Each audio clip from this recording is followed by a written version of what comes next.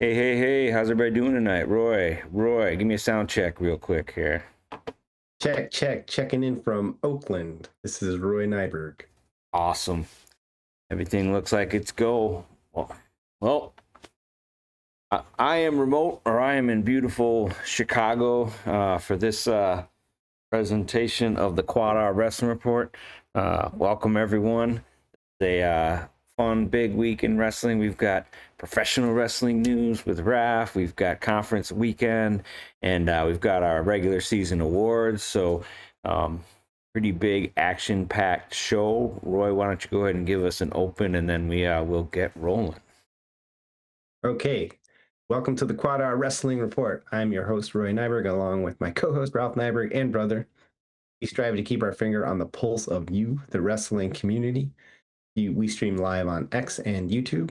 You can find our clips also on Instagram and to a lesser extent on TikTok. Beautiful. All right. Awesome. Like I said, it should be a pretty fun show. I'm sure that hopefully everybody's not wrestling podcast out.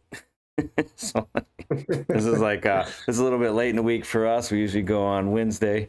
I know I've been running back and forth and catching up on a lot of the podcasts, but let's go ahead and see what we got going on tonight. So tonight's probables, we will, as always, start at 125 with the quote of the week.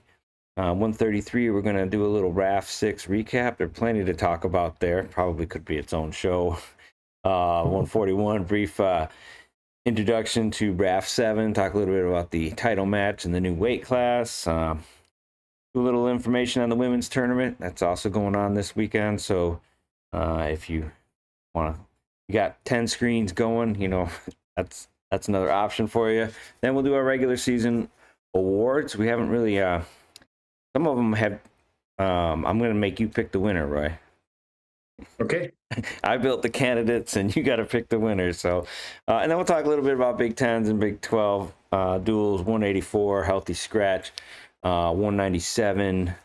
I think it's a grades issue, and then we'll wrap things up heavyweight and best of social. So, pretty awesome. This week's quote of the week comes from Coach Izzy Martinez. Your Fargo teammate and RAF founder and wrestling club. Anyway, motivational mindset for RAF wrestlers. What I really just liked about this is the ability to pack that much cliche into like a short bundle there. 85% of the first takedowns win matches. Set a suicide pace. Don't cheat the person in the mirror. Be selfish. Can't quit when it gets hard. So, I mean, I don't know why he didn't talk about towing the line. Yeah. But that's about the only thing he missed. So I thought that was just kind of fun.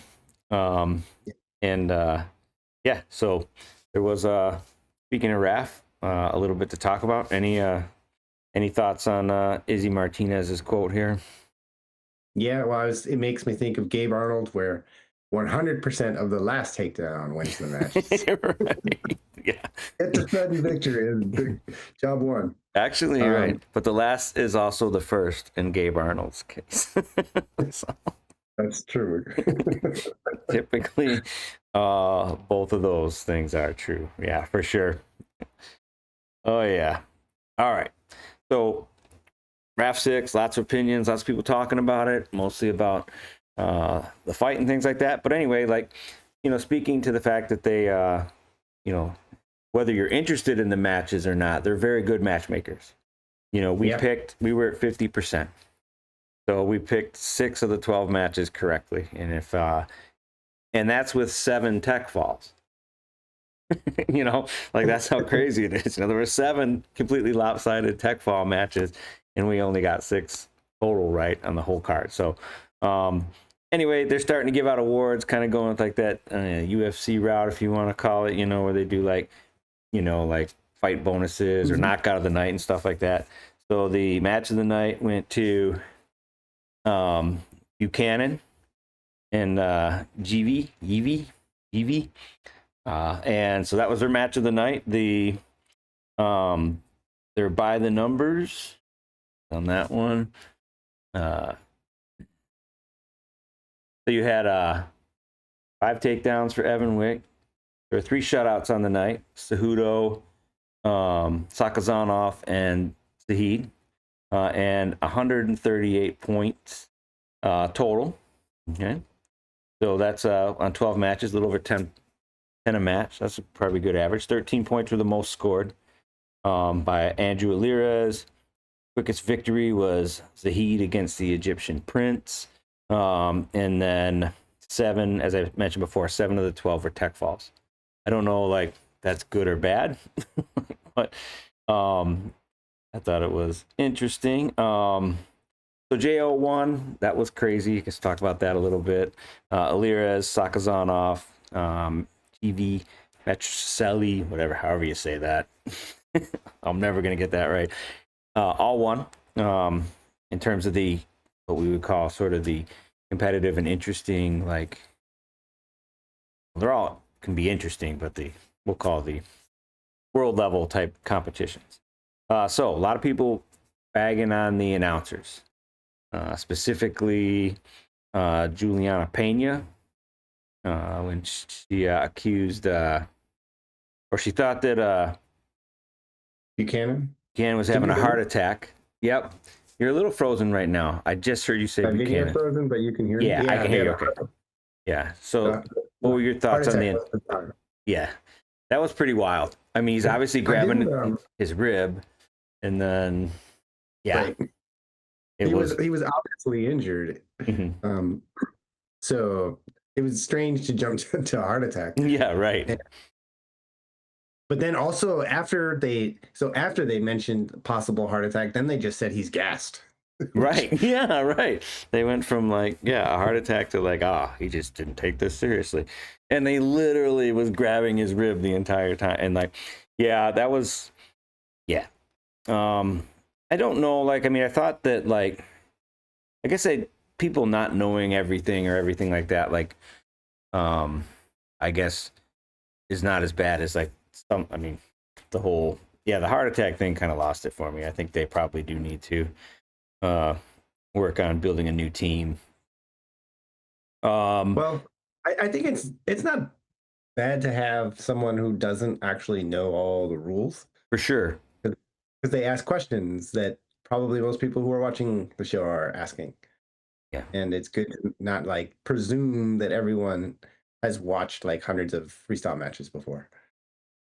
But there was that situation with Jordan Oliver and Bo Bartlett. Speaking of rules, apparently the refs and the wrestlers were like confused about what the rule set was. Yeah. So Bo Bartlett says that he was told that they were not doing grounded yet. And I know that, like, so in the last RAF, like, those new grounding UWW rules came out literally like 2 days before the RAF event. So they didn't do it. I remember Willie saying that we're not implementing the new rule set because it's only been like 2 days, but we are going forward. And Jo was clearly upset that he wasn't getting points on the push outs, and Bartlett was clearly intentionally grounding himself in the old classic style. And after the match, Bartlett was like, I was told that we weren't doing grounding, and anyway, like, he won the match initially, and then they rescored the match. So like, they don't want delay, and I get that, right? They're going to probably have to live with a little bit, right? I mean, so their idea is like, we'll be constantly doing reviews. We're not going to stop for review, but we're going to have like people watching and reviewing the fight matches, the wrestling matches as they go. And then if there's a score change, we'll just make the change. Which, like, they really need to stop the clock if they're changing the score, in my opinion. Blow it dead and let the wrestlers know, that, hey, it's now 5-3 or 4-2 or whatever it happens to be. Like, just because that's obviously the current score plays a huge role in the strategy that you would implement, right? So, I mean, I get the idea of not wanting bricks. I think that, like, maybe they should try to come up with a faster review system, right? I mean, it's only a brick's only one, right? I mean, if they're wrong, right? So it's one per match. All right, so you're moving again, so that's good. So, I mean, I feel like you could do bricks if you had a. I mean, like in the way football does it is that they're constantly reviewing, right? I mean, football's easier because there's stops, there's stop and play all the time, right? I mean, there's like, oh, you know, like so it's. But you could still, if you're constantly reviewing, and then like they throw the brick, and like you could get it down to like 30 seconds probably. Or less. Like, Yeah. remember the first few seasons of replay in football were awful. Yeah. Right. And everyone was like, we got to get rid of this. And they were like, trust us, we'll get it down to like, now, but it doesn't even slow anything down. They just Right. they review everything instantly, essentially. Yeah. And I think that we will get there with the wrestling. It was just so interesting that Jordan Oliver made such a fuss that I was watching and I was like, they should penalize him or DQ him for how much he's, jawing Yeah. at the ref. And that's And then what. it turned out he was right the whole time. Right. Like, and Bartlett was like, he's thinking the same thing because like what they told him is Right. like no bricks and you got to run back to center, no wasting time. Like that's Right. and we're doing grounding. That's what he's operating off of. I don't know if Bartlett's quote, I read it as because I'm sure the ref told him we're doing grounded in the moment, but I don't know that the ref or the athletes before were briefed by Raf. The way I read it was the athletes were briefed that we're doing grounded, Right. that particular ref in that match just had a brain fart or whatever and told Bartlett we're doing grounded, and so Bartlett just adjusted. Oh, really? Which was because those are the old rules. Yeah. Yeah, it was never fully explained. You like right? It's you can read these quotes different ways, and it was obviously like watching it live. They did not explain. They were just like, "Oh, I guess Jordan won." I mean, as someone who Let's knows, move on. right, if you're familiar with freestyle wrestling and you know the new rule set, you're like, Right. okay, then that was, I mean, it was like, okay, they've adjusted the proper score, but that's not really like Right. fair to do post match. And like, but Bo's a team player. He's like, okay, whatever, you know, he's like, thanks for the opportunity. And then like, um, so I thought that like he handled it well. And like, I mean, that's the thing. It's, you know, you don't want to like, I mean, they can just not have you back. Right? So like, you might as well like, and you're still in the mix. That's up the rematch. Mm-hmm. Speaking of setting up rematches, we had the brawl. Oh yeah.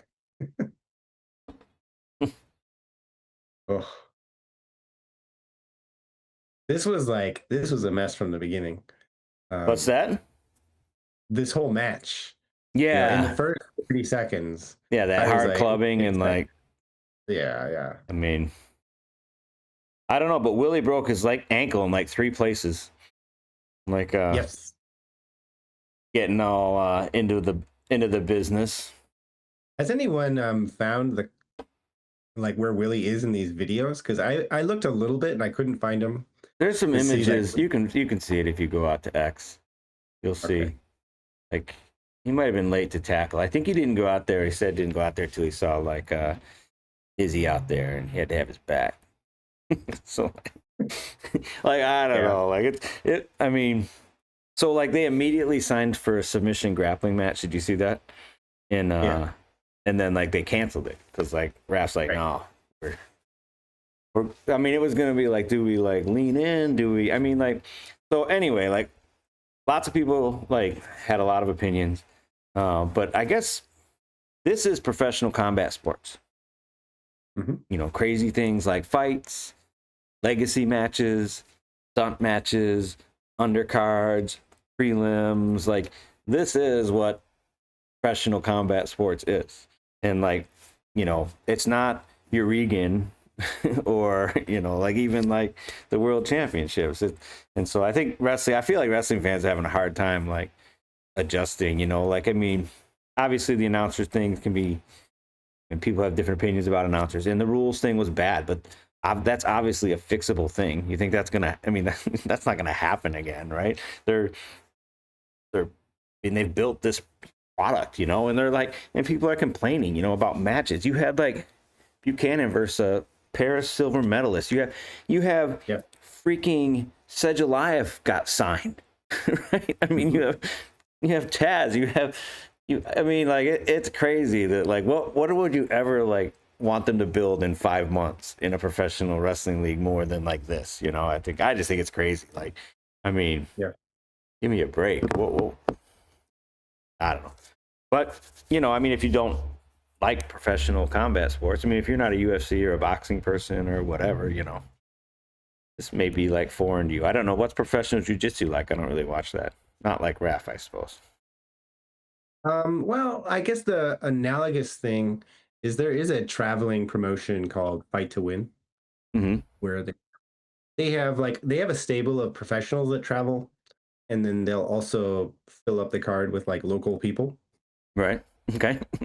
Tough man. So yeah, and it'll be like two local brown belts. I mean, those events are like 6 hours long. I mean, it's like a whole jujitsu thing where the real card, like the undercard, is like 5 hours or Right.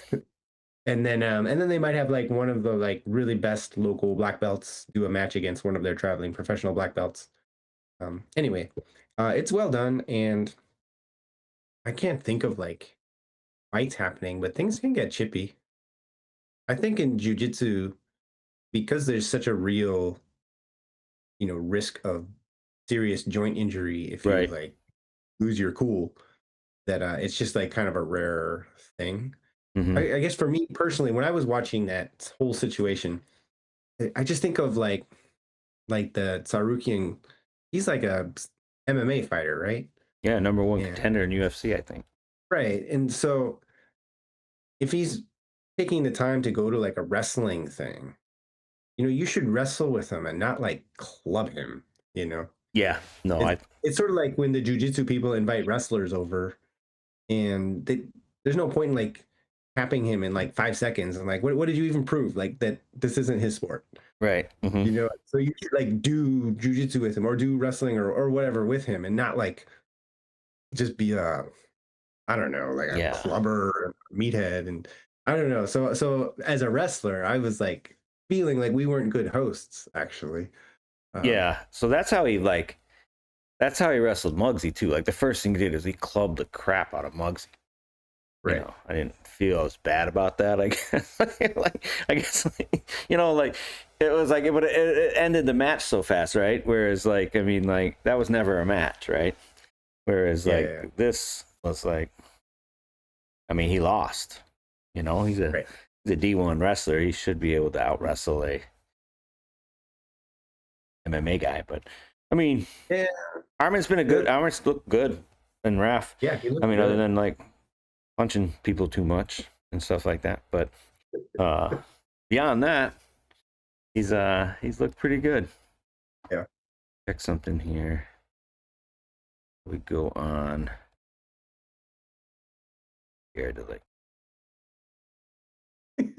Well, I was gonna like, sometimes when you change sound stuff, it like crashes us out. Yeah, I yeah. don't want to do that, so I don't know if I'm gonna have the sound working for. Okay. But anyway, cool. So yeah, I don't know. I don't know. It was a good card, I thought. I mean, we learned Yeah, a lot. We learned that Keegan O'Toole is probably done being competitive at a world level, right? yeah. We learned that Alirez has his health back at least to a He's certain back. level. Yeah, so he looked good, and that's great for 65 kilograms for the U.S. You got J.O. Mhm. Bartley. You got, I mean, so 65 is really stacking up. I mean, the world trials, Olympic trials, things like that should be a fun. I mean, you got Jesse Mendez looming. Like, yeah, it's gonna be great. So anyway, I thought it was a good, fun card, and now RAF 7, we got a new weight class. Did you hear about this? So Yeah. we have a title match for Oh, Taz versus okay. Schneider, and Yeah. then there is a new weight class. You probably won't be able to hear this, and actually, no one can hear it. So it's not But it working looks for me. dynamic. But so I'm gonna have to tell you what's going on. So they're going to 190 and 215. Okay. So they're going like they're trying to align to like the Olympic weights. So they're doing like a 190 and a 215. And then as he goes on in the video, he's like, "What happens? What happens with Bo Nickel? And he's like, well, Bo can ride off into the sunset, or he can cut, or he can move up to 215. So basically, they're stripping him of his title and telling him that, like, hey, cut weight or go up. So I'm all in for Bo Sedgelayev, Bo Tazadinov, Bo Schneider. Like, I don't think he's going up. I mean, he was a small 205. So does he cut down to 190? And then you're like looking at what, Zahid? Yeah. And you're looking at like Bo Zahid, Bo Dake, or Dake? No, Dake be the class below, right? So, I'm not sure. Anyway, actually, isn't Snyder's or Zahid's not the champ, right? Dake is the champ. Right, Dake's the champ. Yeah. So I think Dake is at that weight. Yeah. So 86 anyway. Yeah. So I think that like so that's cool. I thought it was just funny. You know, they just eliminated his weight class. You know, and then they're like, so what happens to Bo Nickel? I was like, well, he can just pound sand. or cut weight, or like, I just thought, yeah, that's again, sacrifices have to be made. that's professional combat sports, right? So what happens? So anyway, so with the new weight class, this is a title match. So Taz and Snyder is a title match. The Buchanan TV match was a eliminator. So the winner of that gets the winner of this. And then I'm not sure when Sedgelayev rolls in. But he looked really, really good at that last ranking series. Did you see any of it? Like, he's Sedgelayev? Yeah. He's back in form. Look better than ever. Holy cow. That doesn't age. Yeah. Raph ever had a non-American versus non-American in any match? Because if Taz won this match, he would have faced right. Evie, yeah. No, I don't think they have. Right. So anyway, that's cool. And I actually appreciate them. I mean, it makes sense to align to the Olympic weights. I mean, because especially if you're bringing in foreign talent, because like it seems like a lot of the foreign countries don't care at all about non-Olympic weights. Or just non-Olympic events in general. Yeah. And I mean, it was cool to have a non-American woman win. Like they're finally, they're bringing in some international talent that's actually like not there just to be fodder, you know, Kennedy Blades or whatever. So anyway, exciting. I thought I like the card. I like the shift in the weight classes. All right, women's tourney. It's going to be streaming on ESPN Plus, March 6th and 7th in Coralville, Iowa, Stream Arena. So 10 weight classes, 18 wrestlers each. Top 8 are all American. And so a couple changes. So this is all divisions for this year, but I think they're going to start separating the divisions. But like Iowa can't bring, it used to be, I think, 13. Like a team could bring 13 wrestlers, but now it's 10. So it's one per team. So per weight. Yeah, sorry. And per weight per team. So yeah, you can't double up weights. I mean, it's like one per weight class, right? You can't bring 10 125ers or whatever.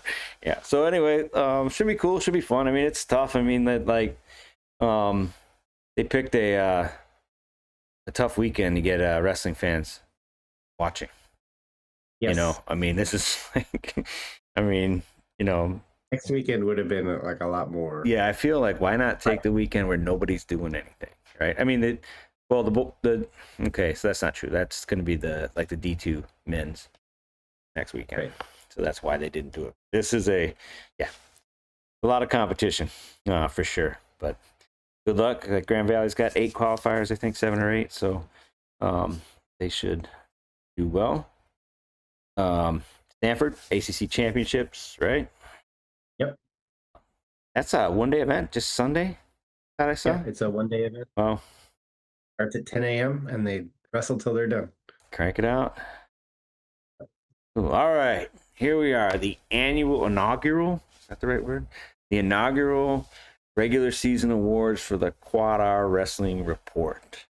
All right. So we haven't coordinated completely here. So we have some categories, and some of them I came up with contenders, and then Roy's going to have to, on the fly, determine who is the winner of the various awards.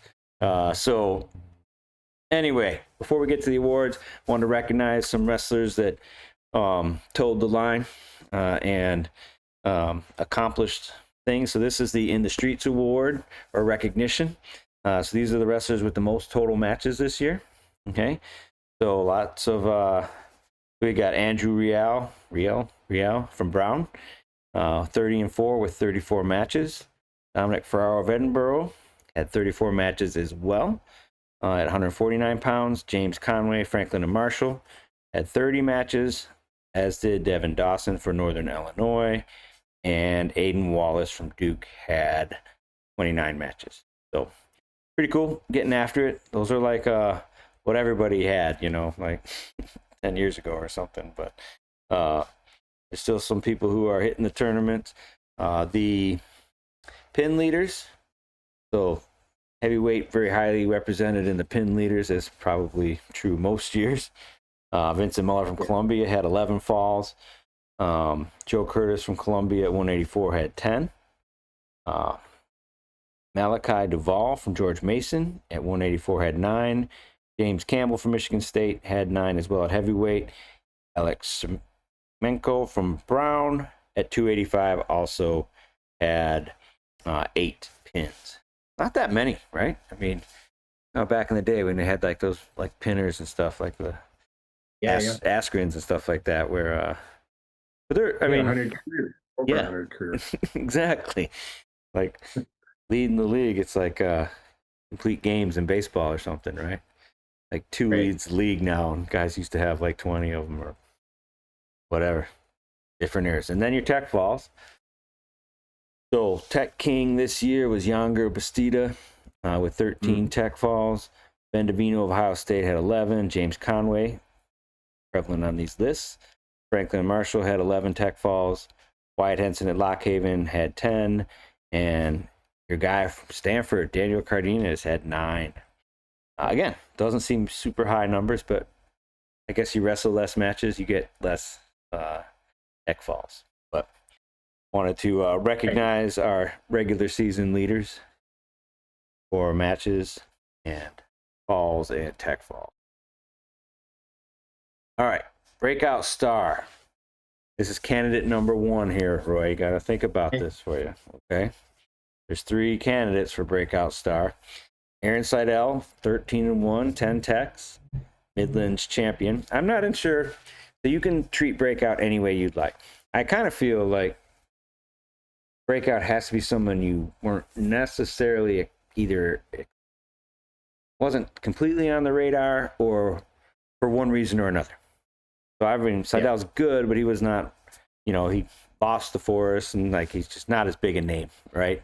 Not as, I mean, those young guys who do the freestyle real heavily and things like that tend to be like more on the radar than these like really good folk style kids who, all right, so that's 1. Okay. Number 2, Jackson Joy. Jackson Joy is 25-1, PKLV champion, 21 bonus wins. All right, and he is ranked number 2. Undefeated all the way up to the last duel where he lost to Coy Biskins. Number 3 is Jax Forrest.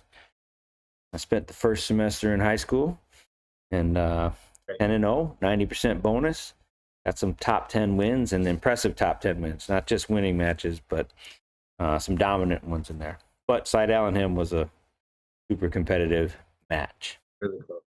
The honorable mentions for the breakout star include Marcus Blaze, Ladarian Lockett, PJ Duke, Coy Biskins, Sergio Vega, and Ben DeVino. Anybody I forgot? Oh, anybody you forgot? Come on, Angelo Posada. No, yeah, I guess that's true. All right. He's the 1 seed in the ACC. But no, this is a great list. Okay, so I'm picking between these 3 choices. Let me go in backwards order. So Jax Forrest, lots of intrigue about whether he would even wrestle in college this season. He's looked awesome, but the one mark kind of against him is he was winning college opens when he was a sophomore in high school, Right. and was on the U.S. World Team. So I'm not sure that he's like breakout. I know, breakout in the sense that you didn't expect him to wrestle in college this year, but yeah, he's not a surprise to any for sure. Jackson Joy also has had an awesome year. He took that one loss L to Coy Biskins. He probably had the breakout match when he teched Larkin in the finals of CKLV in the period. If the category was breakout match, like whoa, who's this guy? I think Jackson Joy would get it. And then Aaron Seidel, who that was like a name that people were saying, and they're like, he's really good on top. And sometimes I'm like, yeah, that works for like a month or two. But right. People like kind of figure it out. I mean, even Spencer Lee got a little bit figured out. Mm-hmm. As good as he was, he took some L's. But I would say that I did not expect him to. He's the one that surprised me the most in terms of just really, really beating really good people. And he took a loss to Forrest, even though, if I recall, he won the takedown battle. Yeah, 3-1. Yeah. And in this era with 3-point takedown, it's kind of hard to. 2-1 maybe. Yeah, he lost it though. Yeah. Right. So, and as a Virginia Tech, man, Virginia Tech is just making moves, man. They're really, really good soon, or should be. The future is unknowable. So for my breakout star, the person I wasn't even thinking that much about, I'm going to pick Aaron Seidel. All right. Congratulations, Aaron Seidel. You are the inaugural QuadR Wrestling Report breakout star of the. Awesome. All right. And all these wrestlers are phenomenal. Just add one more thing. Yeah. He went from not on my list to on my list of like appointment watching. I mean, he's really, really good. Yes, he is. He's fun to watch wrestle. Almost everybody on this list is pretty fun to watch wrestle. But I think Joy and Forrest were already on my list. All right, so the best post match. Okay, so we've got number 1, Keep CBU Wrestling. So now they're like parading their shirts after their matches, So that's candidate 1. Number 2 is AJ Ferrari and the Splits. Number 3 is the Cody Handshake. So Cody Mero with the speed handshake. Been fun to watch. It's got a good stick there, but honestly, I didn't have to wait for you to have a candidate here. There's only one of these that gets reposted by everyone in the community and draws comments, and like there is one obvious winner to the best post-match celebration, and that is AJ Ferrari. You didn't put the Braden Davis upkick as honorable mention. Yeah, I had the Braden Davis tantrum as but I removed that. Right. We don't want to promote that. Right. We don't want to promote that. This isn't Wrath. There's a future there though for Rage and Braden Davis and Wrath. For sure. It'll be sad when the AJ Splits are gone. Yeah, I don't know. Is this the year we say goodbye, or is he like got another year of eligibility? He's made noise about trying somehow. Right. He was like national champion in 2018 or something, and somehow he's still found at least some plausible legal way to wrestle again. This might be it. So you never know with might AJ. Be it. So, right. I feel like every match from now on could be his last, and he's got to break out the splits at a heavy gate. All right. So toughest schedule. I didn't actually even like put candidates out there when I just started looking over like who was really in the streets and who wrestled the toughest schedule. It's obviously Iowa. They wrestled these are wrestle stats dual rankings, but they wrestled number 1 PSU. They wrestled number 2 Oklahoma State twice. They wrestled number 3 Ohio State University. They wrestled number 4 Iowa State. They're number 5. They wrestled number 6 Nebraska. They They wrestled number 7 Michigan. I'm not sure. That's pretty high ranking for Michigan, but I didn't make it. They wrestled 10 Illinois, 11 Minnesota, 14 Missouri, and 18 Pitt. Went 12-6, so they suffered more losses than they had under Brands, but there is no questioning that they were that they wrestled a brutal schedule for sure. So yeah, hats off to them for scheduling. Mm-hmm. Yeah, that's great. Saying yes to the big competition. Yeah. They went to national duels. They scheduled, Oklahoma State out of conference. So yes, thank you Hawkeyes for all that fun wrestling. All right, so the top duels. So this was like based on top teams and competitiveness, I guess is like. So number 1, first finalist, I should say, Iowa versus Oklahoma State, number 1. So Iowa was spotting Oklahoma State 6 points because they didn't have a heavyweight, right? This was sort of the first weekend where we got to see Ferrari. I think we were pretty confident in his abilities because he wrestled a little bit last year. But then Indine was the X factor, and Indine won them this duel, right? Yep. So he had that 4-3 decision over Cody Merrill, and Cody Merrill is shown to be a phenomenal wrestler, right? I mean, it was a very impressive victory, and more impressive as the year went on. And ended up winning by 2 points. And yeah, so that's candidate number 1. I mean, it created some great stories. I mean, and Dean's story kind of fizzled out and things like that, but it was, it was exciting. Oklahoma State, the Dean story. Well, Caliendo lost, right? To Lockett. Caliendo lost to Lockett, so we got to see. Yeah, right. And Dean's story is yet to be written. Exactly. It just changed directions, and now there's going to be a sequel and maybe even more.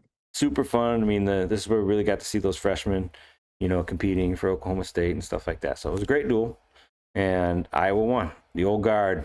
Now, Oklahoma State got their get-backs for sure, but number 2, NC State Cornell. This was pretty recently. Had the, so it was a 1-point duel. You could argue that the NC State wrestler could have been stalled out and disqualified in the last match. Ran the whole time, and the ref just didn't give him the last stalling call. And obviously that would have flipped the duel, but that was certainly legitimate. But it's really, what settled this duel was really the Biskins Joy match, right? And Biskins winning in overtime, sudden victory, and not tiebreakers. Oh, I hate tiebreakers. I mean, it was on a Joy bad shot, I don't know. It's interesting. So anyway, final score is 1 point, but NC State jumped out to a 16-0 lead.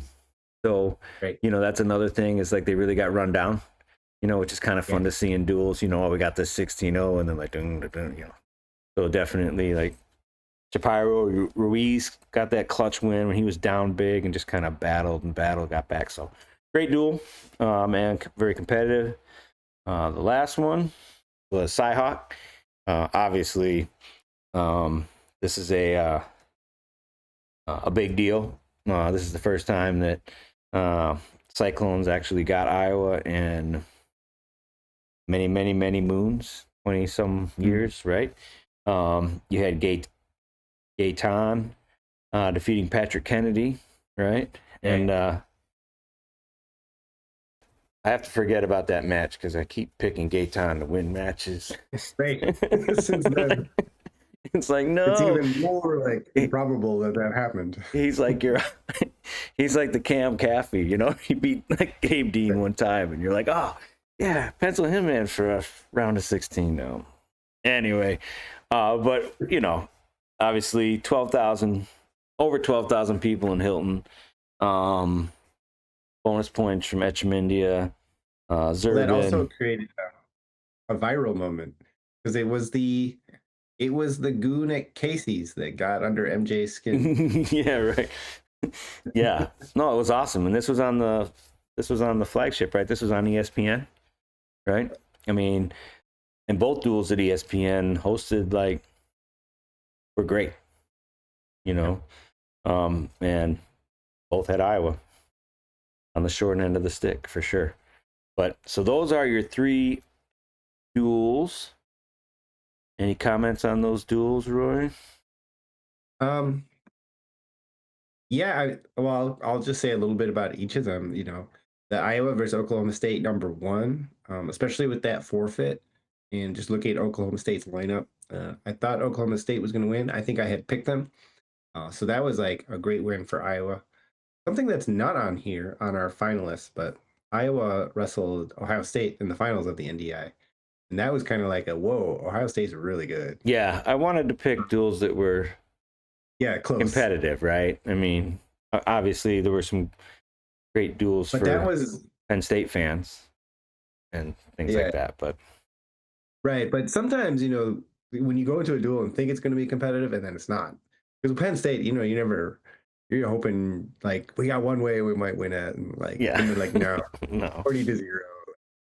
Um, yeah, NC State versus Cornell. And I just love that, like 15 years ago, if you said that that was like a really important duel for the season, you'd have been like, really? So Right. nice to see non-Big Ten schools like being like super relevant in the top 10 conversation. Um, and it had that like the Joy's only loss of the year. Coy Biskins. Man, I just really impressed with him when I saw the NC State versus Stanford duel live Hmm. when he majored in Valencia. Really impressive wrestler. NC State's really impressive. And then Iowa State versus Iowa. Oh, there's just so much history to that. And then it lived up to it because sometimes, the history is like more than like this year, but I feel like this year like really lived up to the whole thing. So I will pick for the duel of the year, Iowa State versus Iowa. Cyhawk. Yeah, I think that would have been my pick as well. Just with all the history and grandeur and like just yeah, that was fun. It was a fun duel. Maybe not so Yeah. much if you're an Iowa fan or something, but uh, you they've gotten plenty of them. I mean, it's been leading up, right? I mean, the last few years, you're like, yeah, Cyclones might get them this year. You're like, it's been like Lucy in the football for so long, and like finally stepped up and got her done. So right on ESPN in front of 12,000 fans. So super cool. Um, all right. So here we go. We got the regular season MVP finalists. So first finalist for the regular season MVP is Younger Bastida, 21-0. He is the Tech Fall King for this year. He is 102-2 in takedowns, and he is 5-0 against the top 10. And there's a pretty solid crop of heavyweights this year.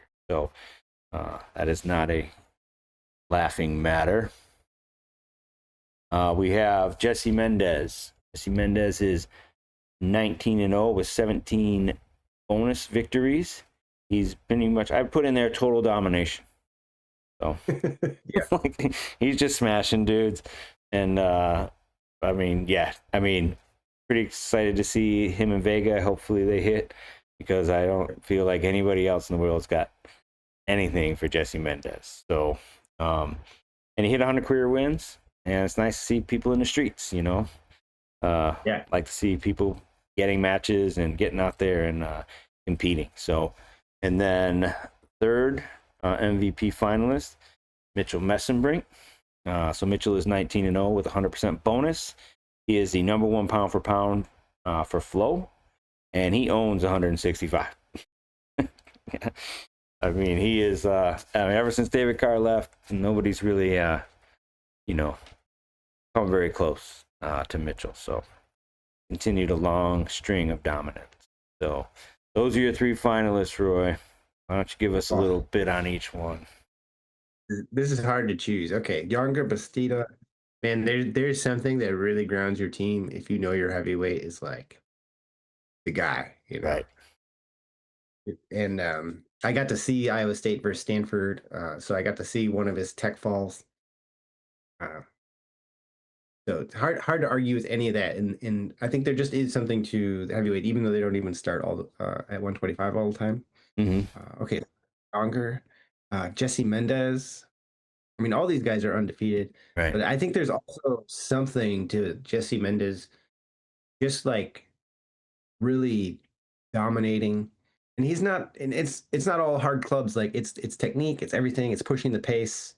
I think that does have an effect on your team, knowing that you've got that guy there. I'm just in terms of MVP, since they are all undefeated, Right. I'm thinking about how it would affect my team to have this guy Right. on my team. And then Messenbrink, oof, like 100% bonus rate. Right. And like, and penciled in, I mean, as good as Younger and Jesse are, like, there's another undefeated heavyweight and there's another undefeated 141, and Right. maybe we'll find out. But I don't see anybody coming. Like, he might bonus his There way. is another undefeated 165, right? Blaze. Oh yeah, that's right. Yeah, Oh, Blaze is still undefeated. We still got to that's see right. that. It's coming up this weekend, probably. No, sorry, I misspoke because Blaze is legit, Yeah, he is. more than legit. He's a He's really PSU good. slayer. Took Kasich last year, right? He likes those PSU scalps. Yeah. Oof.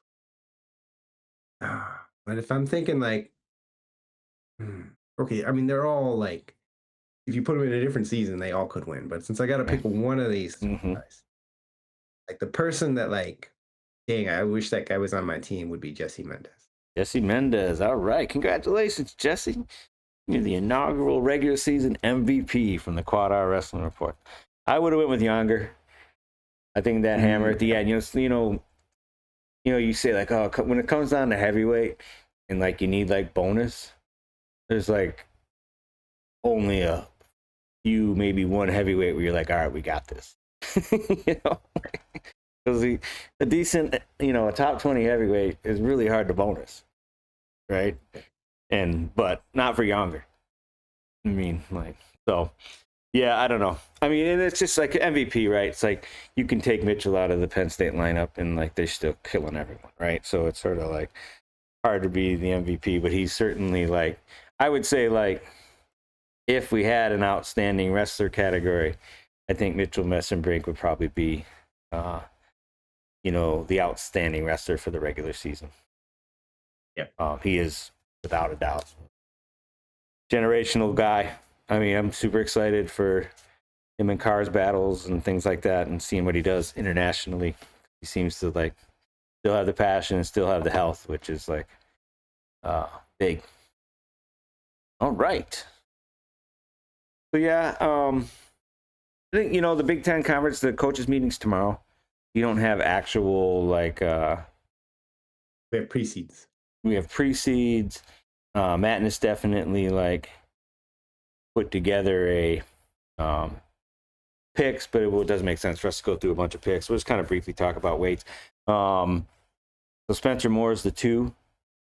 Buzakis the 3. I don't think it really matters that much. I think you're probably looking at a Lilladal Buzakis final here. Think anything other than that? No, I mean these brackets are all going to change. So Right, but I mean if Buzakis moves up to the 2, it's still the same thing, right? 2 and 3. I mean, he ends up getting a bye and gets Rivera, but there's just not a lot of people I don't think they can challenge the top 3 at 125 in my mind. But I mean, the crazy thing is a lot of these Yahoos wrestle like 1-score matches. yeah. So that could happen.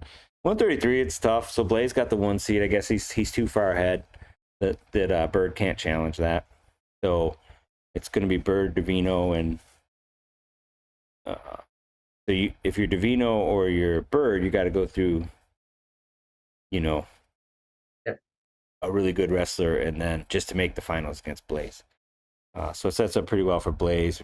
Pretty big drop off down to 4 in terms of Dan Fujit, who's obviously a good wrestler, but All-American last year. But Drake Ayala there. It's a great weight. Jacob Van Die's the 6. I mean, like, it's just deep. But I'm super excited for Davino Bird. I think it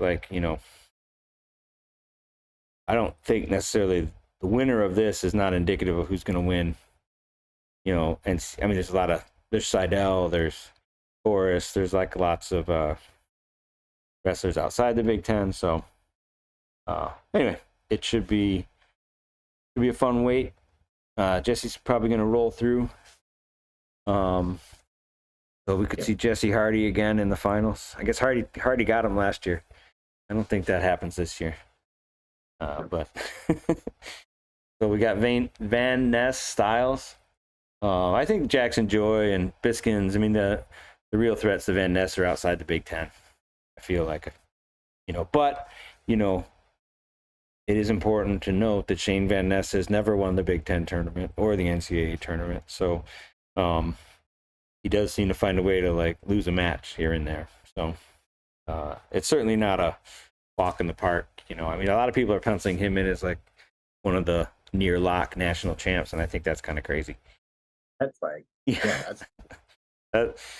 that's weird to me. Because I mean, if you did like 50-50, I would go against him. Oh, for sure. I'd say, right?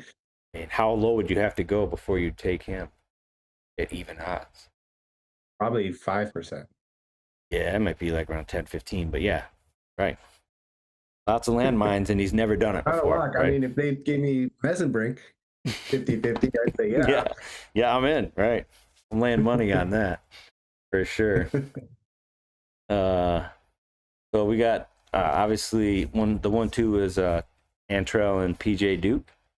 So potential rematch there, but we have Brandon Cannon, PJ Duke in the quarterfinals. Well, they're gonna mix this all up, but I don't know that they will. Like, there is some criteria that they can't just scramble it. They have to be within like X number of points.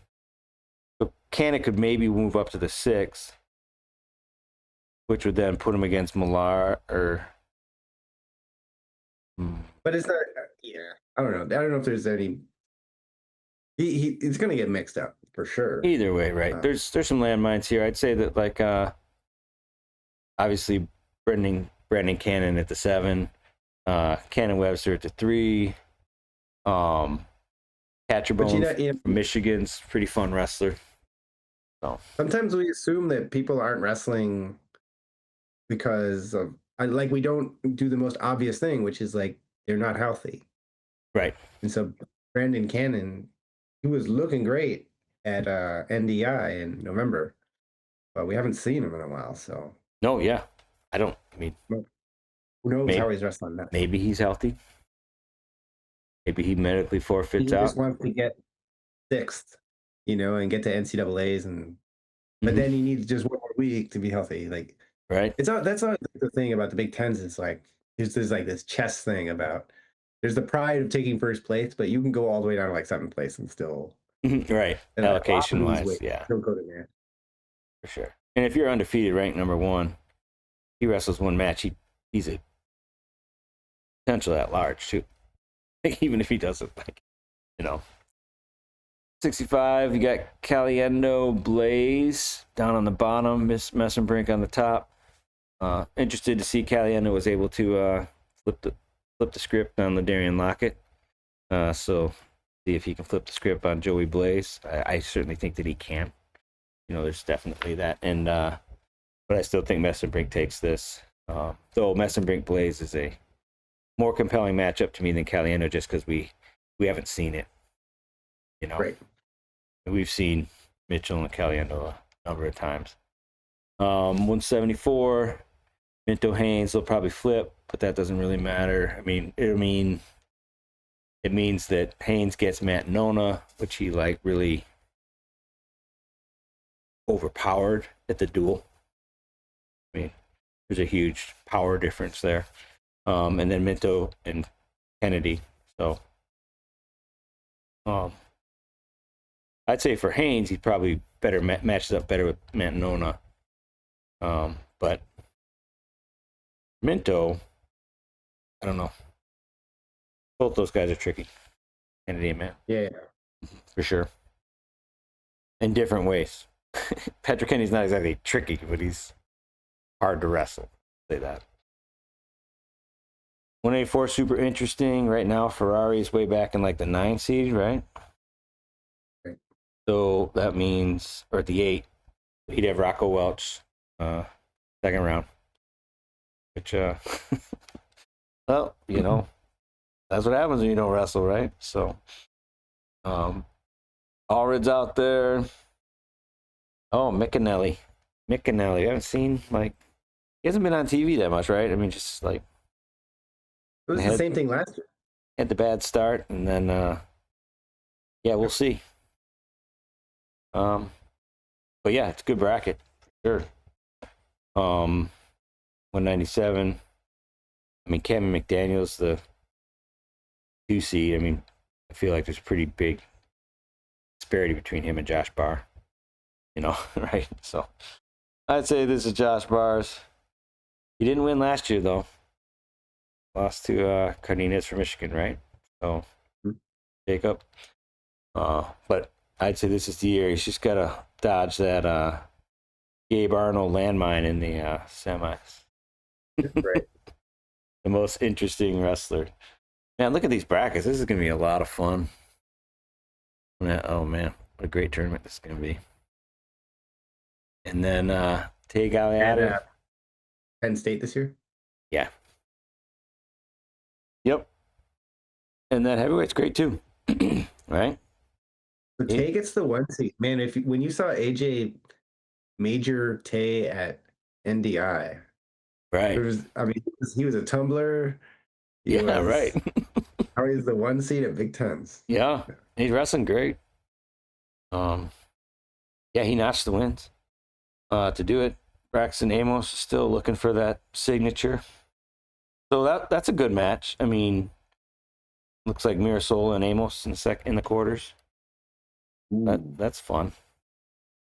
So, yeah. Rumbler versus Tumbler. Yeah, for sure. Yeah. All right, so that's that. Yeah, it should be a ton of fun. I mean, I'm sure, right?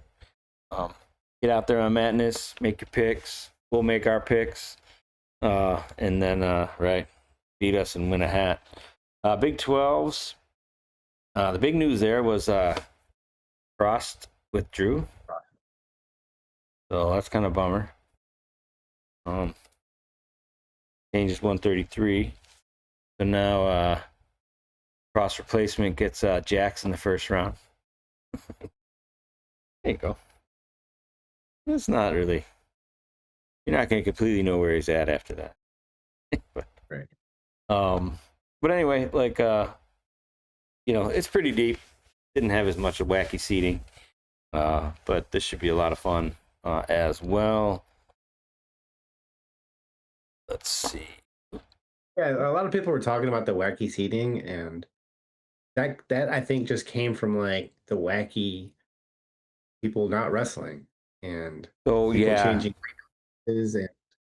and all that stuff. So I like that the incentives are there, and here's how you do it. And if you got some other reasons you want to sit and for health or winning this particular duel or whatever, that's fine, but it's going to cost you like it. Yeah, I mean, the only problem with the Big Ten algorithm is that it weighs against the field, and like Bird and like Haynes wrestled 4 backups, which they can't control. Right. So they didn't get any points for guys against the field. You just have to optimize it to, like, I don't know. I would prefer they just do it as a team. Like, it doesn't matter who's wrestling.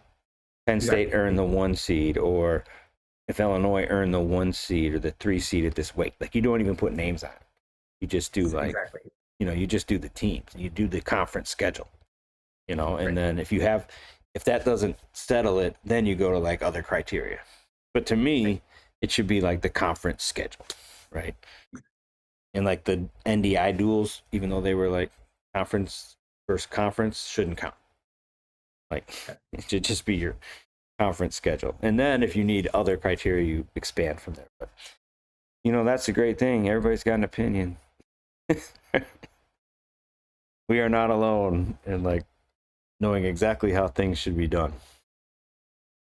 So, this is from Justin Bash. This is the graphic he made. So the originator of the internet graphic, Justin Bash.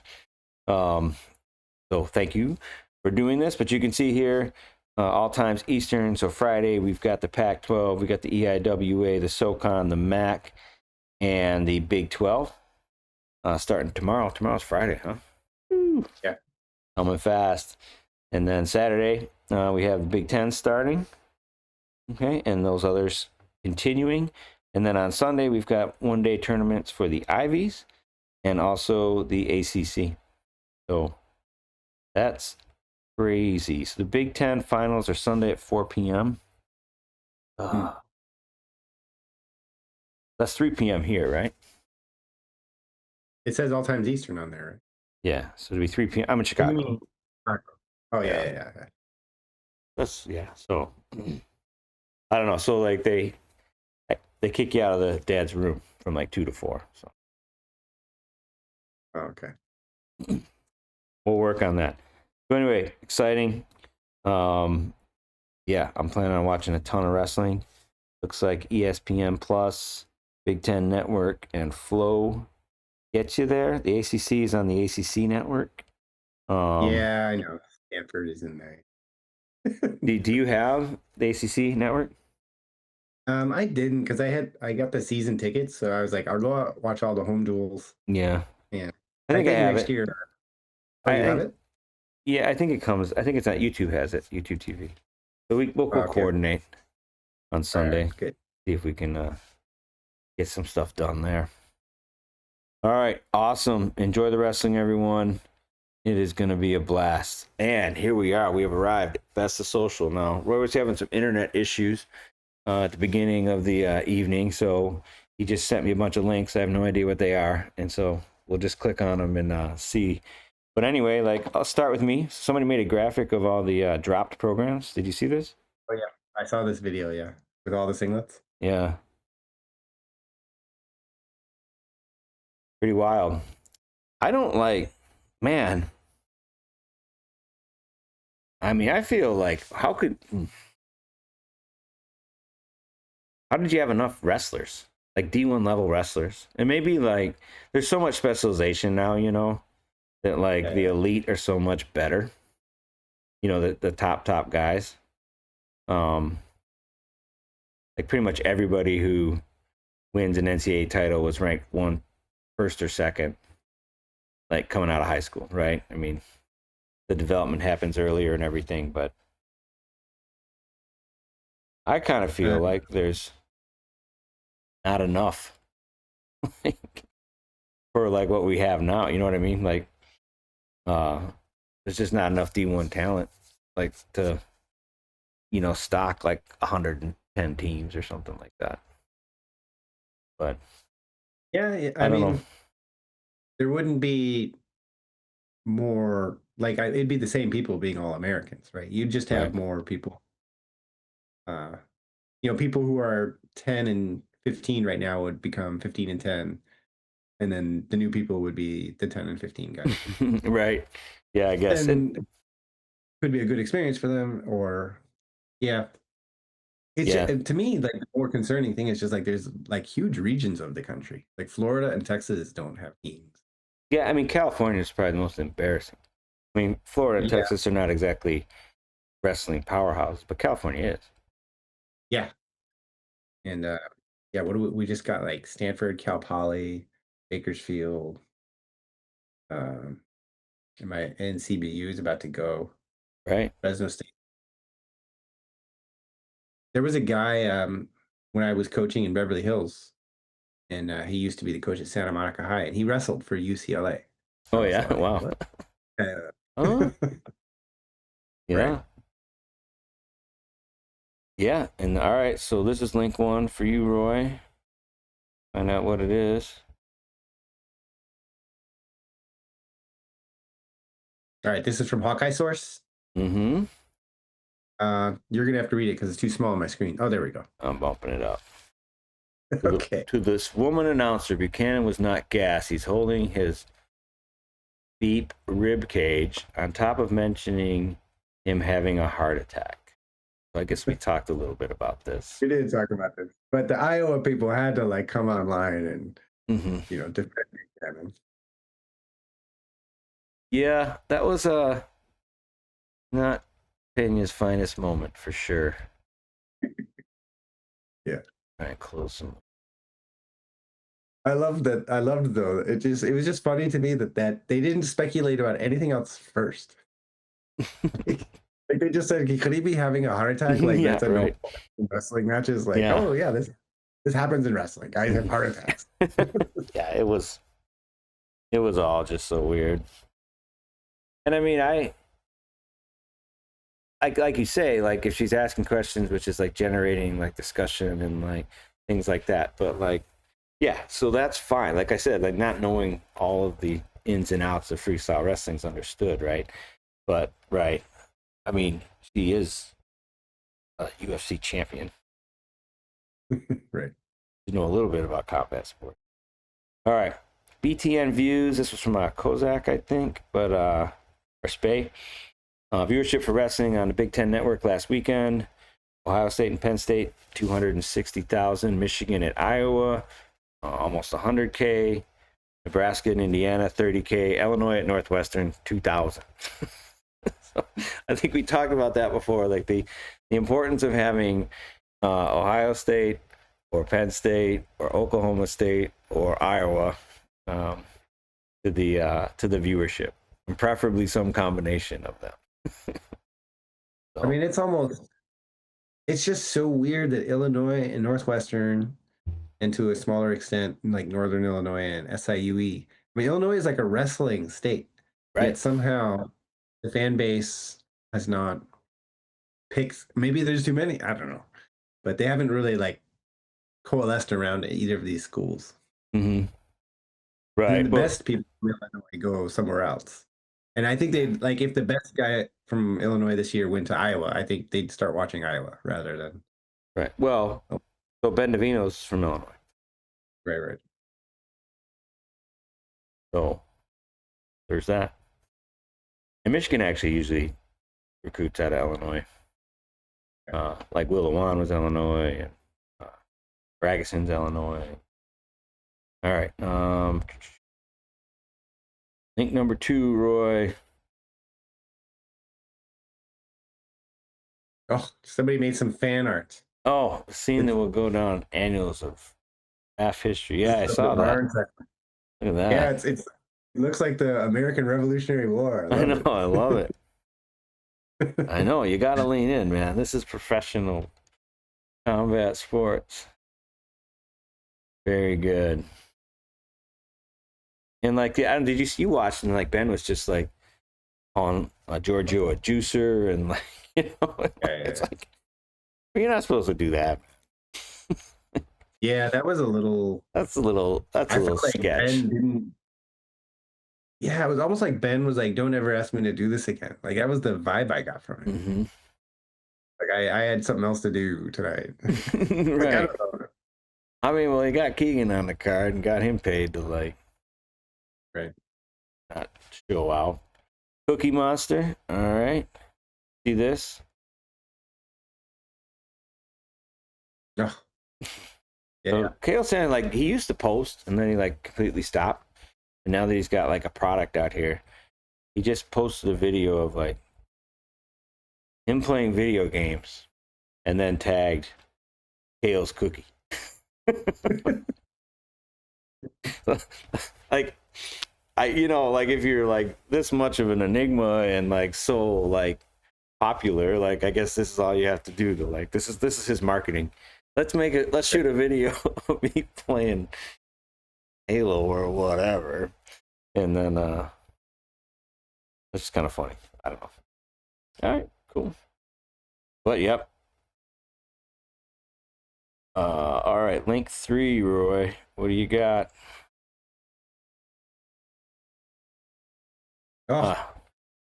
Yeah, this is just this is from Jacob Casper, Bird punished for wrestling the full schedule.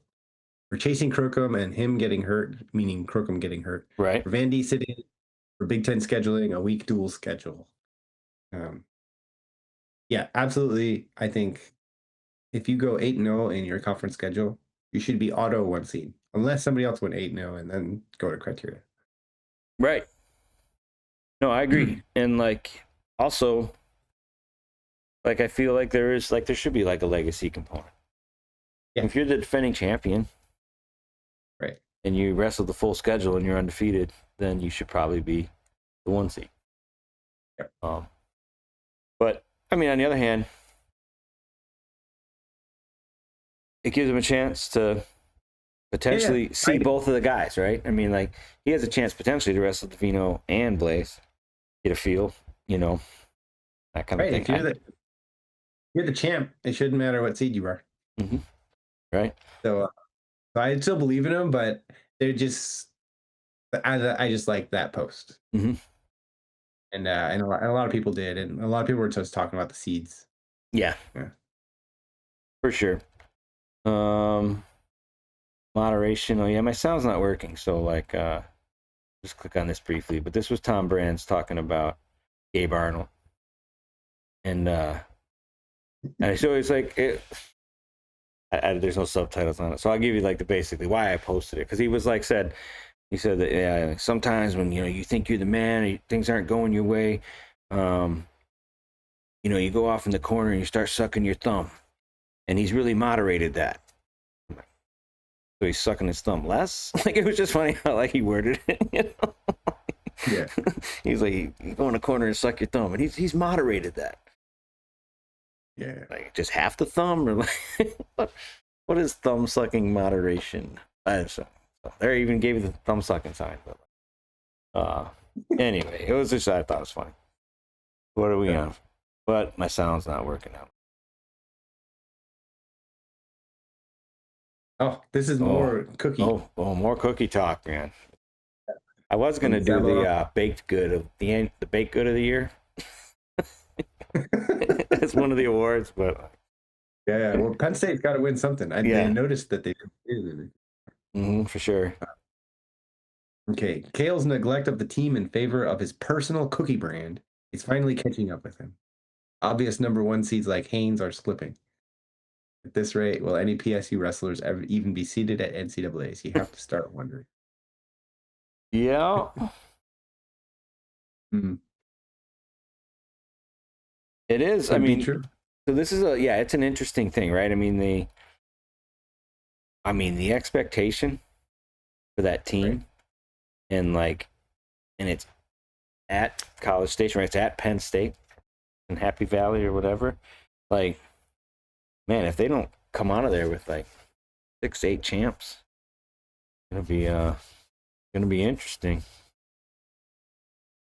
But yeah, portal. This is from Tom Brand's quote from Hawkeye source. April 1, there'll be a lot of activity. We'll assess when guys start getting in the portal. We'll talk to their people, Brand said. When I'm talking about the portal, we've got to do a better job of looking at who those guys are, not just who's in it. Who are these guys? What is their lifestyle like? And go from there in a thorough way.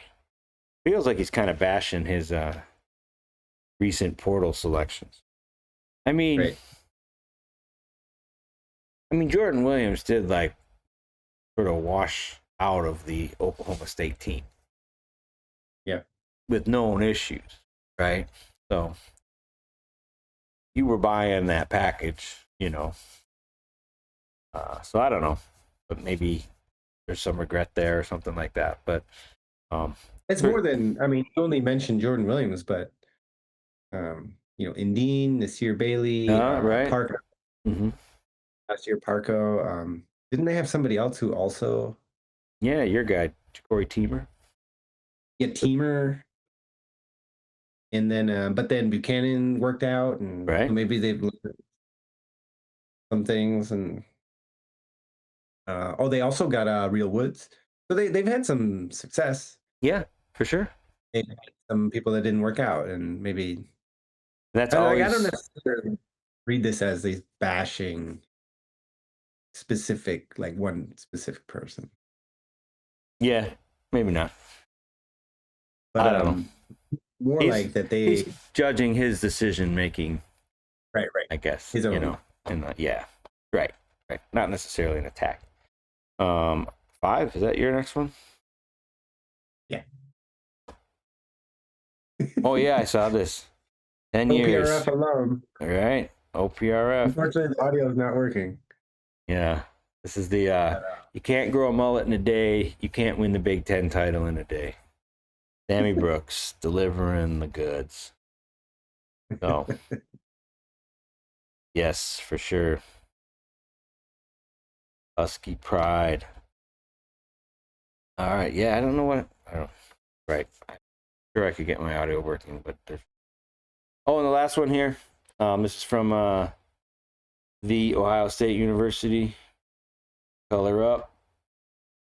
So they posted just 2 days before the start of the Big Ten championships, and they posted what color singlets they're going to wear each session. Really? Yeah, I just thought that was interesting. So session 1, they're wearing the throwback scarlet. Session 2, they're wearing the black. Session 3, they're wearing the regular scarlet. And then for session 4, they're going to wear silver. Sure. And I'm wondering, like, well, I'm definitely tuning in at 3 now. Like, what? Great. I'm just confused on, like, why they're posting what color singlets they're wearing at, like, for given sessions. I'm just trying to, like, understand the marketing in it, you know? Like, why? Like, I don't know. Maybe it's like part of the recruiting pitch is we definitely have clean singlets all the time. Right. And choose. You should have like session 3, choose your own, or something. I don't know. I mean, I just don't understand it. Like why they decided, like, hey, in case you were wondering, these are the color The surprise singlets. is kind of fun too. Right. When they come out to like new singlets and you're like, okay, this is serious, you know. Yeah. Right. Maybe it's a big like mix up. They're not actually doing it. Ooh. Fake out. I don't think. Well, that's it, man. Fun show. Awesome. So yeah, lots of wrestling tomorrow. We'll see Dad at 8 and just sit down and watch wrestling. Nice. And then yeah, we'll see if we can get you hooked up for the ACC. At least the finals. Sada takes it. Oh yeah, he's the 1 seed. But he's got to beat Stout again. Well, if Stout makes the finals, which he probably will. Very cool. All right, Roy. Go ahead and take us out. All right. Don't forget, toe the line in everything you do. QuadR out. Thanks, everyone. Like and subscribe.